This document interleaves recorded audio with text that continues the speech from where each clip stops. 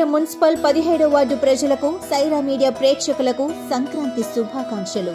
ఇట్లు Jogipet municipal 17వ ward councillor ఆకుల సత్యనారాయణ.